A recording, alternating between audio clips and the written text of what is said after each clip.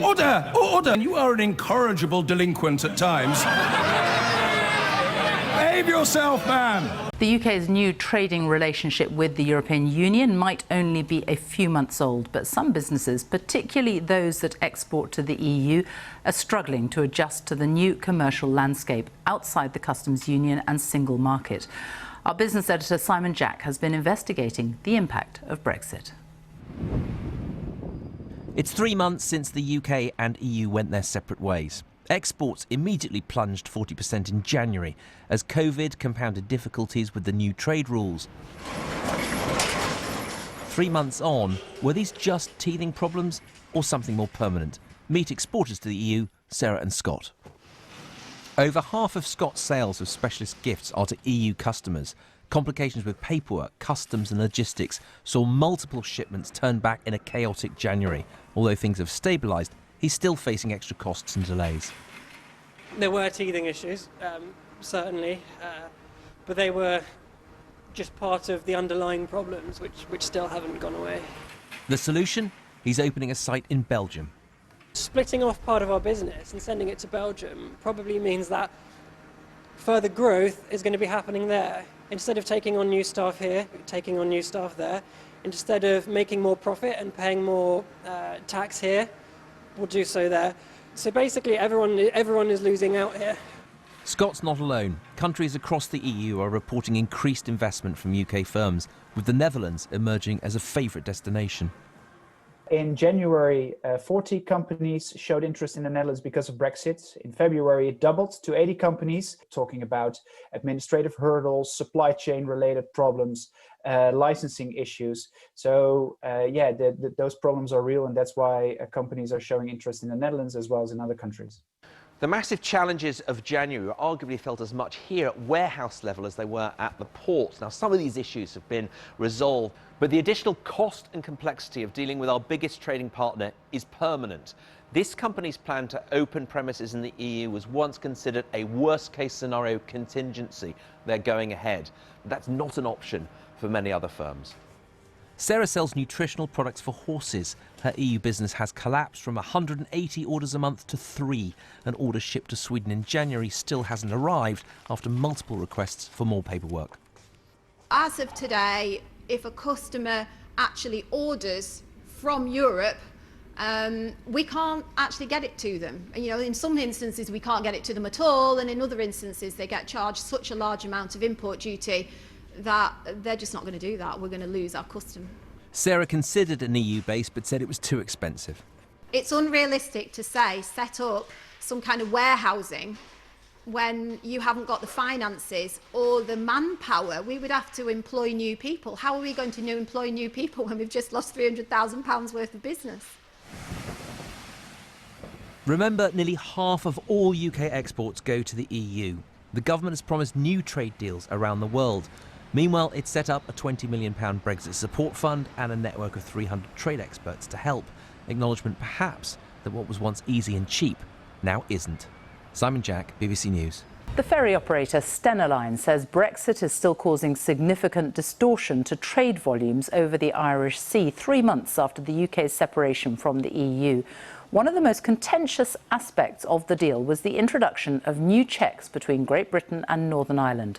Figures obtained by the BBC show that exporting goods over the Irish Sea now costs up to £350 more per pallet. And the additional paperwork adds up to an extra 4 hours turnaround time for every lorry. Our Ireland correspondent Emma Vardy has been on the journey over the Irish Sea to see what impact the new arrangements are having. This is where the real Brexit is happening on the ground. And these are the people having to get their heads around a whole new way of doing things. At Fortec Distribution Hub near Leicester, they're getting goods ready to be shipped over the Irish Sea. And we're coming along, because what's happening could have implications for the very unity of the UK, and some believe for the peace and stability of Northern Ireland. So we're 3 months into all this. How's it going? At the beginning, it was a struggle. Some members were geared up better than others. Some businesses dealt with it better than others. Ultimately, we still have a few issues where paperwork's not done correctly and freight still ends up sitting on the floor. And if the paperwork's not right, it can't leave here. It's not right, can't leave here, exactly that. Sending goods to Northern Ireland used to be largely paperwork-free. There you go, your paperwork. Okay, brilliant. Fully loaded, everything's okay. But now the journey our driver Graham's been doing for 20 years involves a lot more red tape. This is the compromise Boris Johnson agreed with the EU to avoid having checks over the sensitive land border with the Irish Republic. We have some wine on, and then we have pet food. Pet food? Yeah. Okay, thanks, mate. Some products involve more checks than others.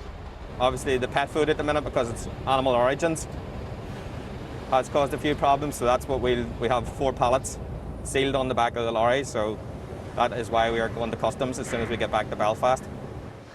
New veterinary inspectors will be awaiting us in the morning. But for now, the lights of Liverpool bid us farewell. 6:30 a.m. in Northern Ireland.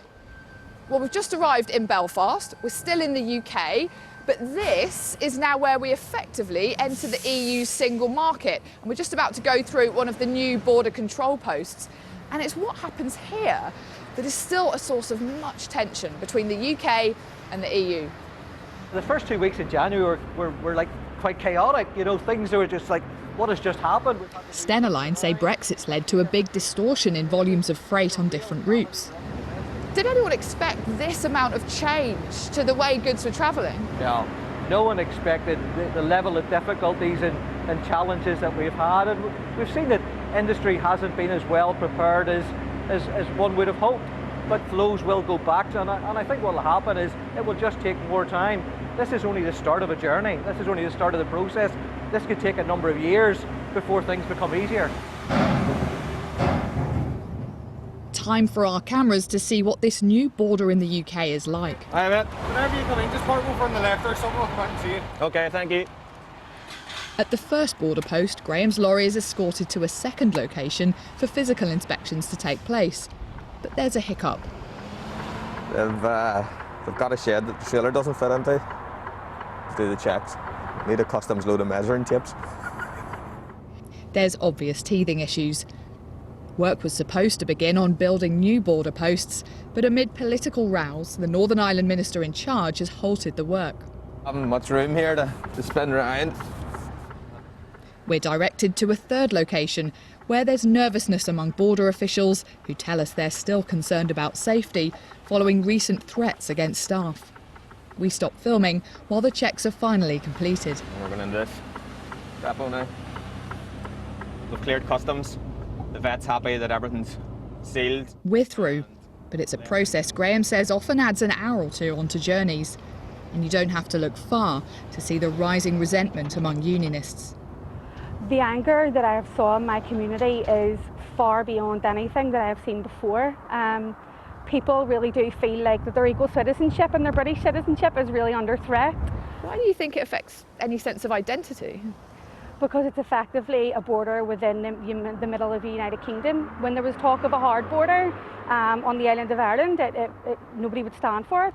So why all of a sudden is it okay for a border within the United Kingdom? And this border is set to become even more prominent, with increased paperwork in the months to come. Sometimes you feel a little helpless. What was a very straightforward process before Brexit isn't straightforward.